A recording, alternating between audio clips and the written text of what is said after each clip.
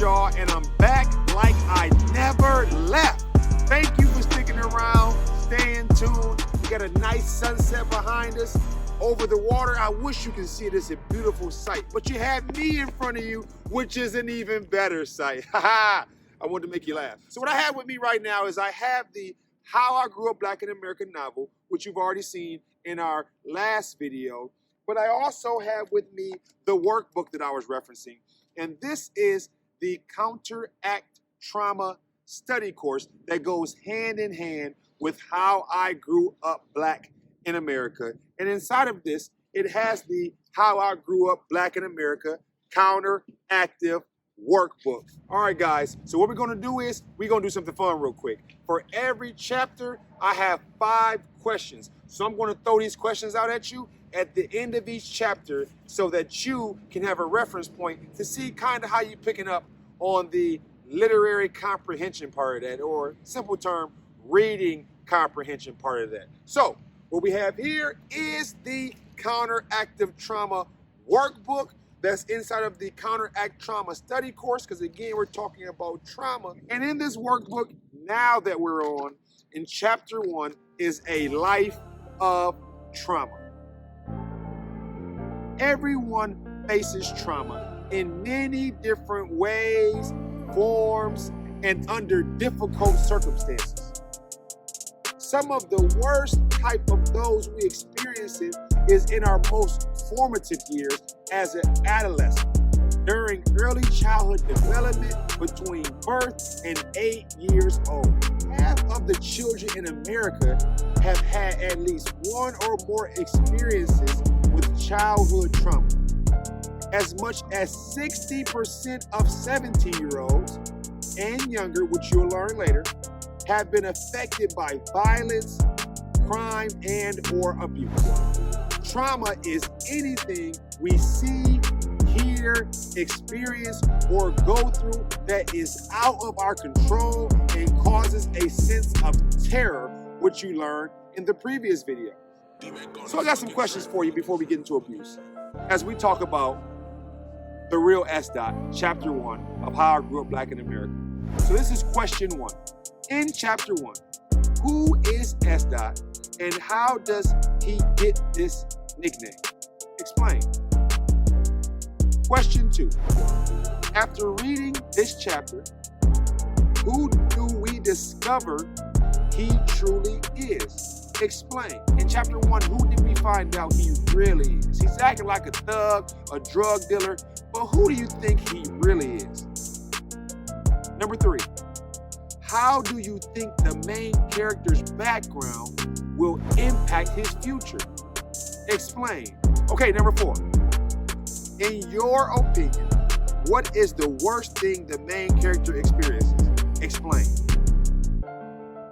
Number 5, do you find any confusion or inconsistencies from the chapter that you just read? If so, give an example. Okay, now it's time for your part. I gave you some homework earlier, but I bet you didn't think it was more coming this soon. On the next page of this book, and you can use scrap paper if you got it, in your own words, pictures, poetry, or lyrics, describe in detail some of the early childhood experiences you faced, good or bad, that makes you who you are today. All right, now, we about to get into abuse. So if you are ready, I want you to fasten your seatbelt one more time. Even though we're not riding anymore, I still want you to put your seatbelt on, because this is going to be a bumpy road. I mean, trauma can happen in so many different ways. One of the major contributors to it is abuse. So now that we're here, let's just go ahead and talk about it. So let's talk about abuse and how someone else's abuse can come back on us. The abuse we face, though, is nothing compared to the abuse that the slaves had to endure while they grew up black in America. This monument right here behind me is a tribute to the slaves, the Underground Railroad, and the impact my city played on helping those slaves become free indeed. It was them, though. It was them taking a stand to say that slavery wouldn't be the end of their life story, and that they would go to freedom to create their own life story, just like you can today. So, if you ever feel like you're being abused, you can always reach out to an advocate, a teacher, law enforcement, anyone that you feel can help you to become free from the abuse, because no one deserves to be abused. And I can tell you firsthand, when I was a kid coming up, when I was a child, I was bad as HE double hockey sticks and got my fair share of whoopings. But I don't want to go too far ahead, because we're going to talk about that in a short second. Now, don't get me wrong.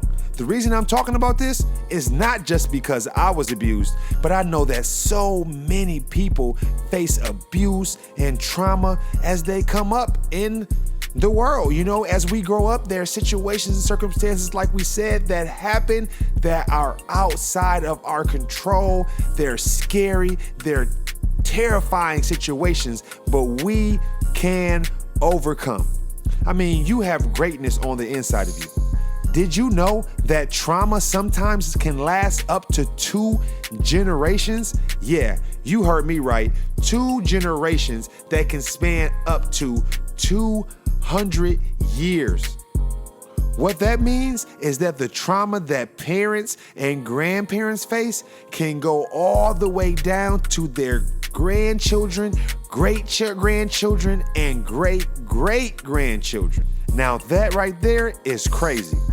Think about it though. A lot of the racial tension and turmoil that we see today, from the violence to avoid trauma and abuse, parents, grandparents, guardians, and family members alike must find other ways to discipline children that does not contribute to our long-standing trauma that we already have to face. But again, it's up to us to create our own life story. And if we're going to do that, we too must find ways to help our parents, our grandparents, our guardians, and our loved ones to find other means to discipline us without letting it turn into abuse. So it sounds like you got some work ahead of you.